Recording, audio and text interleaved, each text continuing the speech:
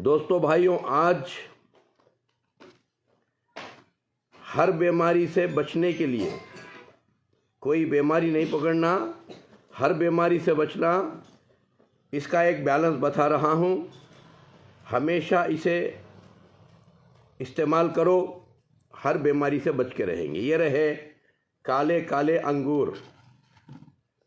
ये काले अंगूर जो हैं, ये प्यारे प्यारे अंगूर देखने को थोड़े खट्टे मीठे हैं, बल्कि हमारी ज़िंदगी को मीठी बना देते हैं।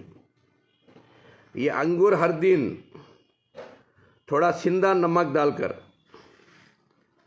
अगर खाते रहेंगे, शाम में सुबह में, आपके किडनियाँ ज़िंदगी में ख़राब नहीं होंगे, आपका लिवर ज़िंदगी में ख़राब नहीं होगा और आपका गैस हमेशा कंट्रोल में रहेगा और एसिडिटी की बीमारी नहीं आएगी।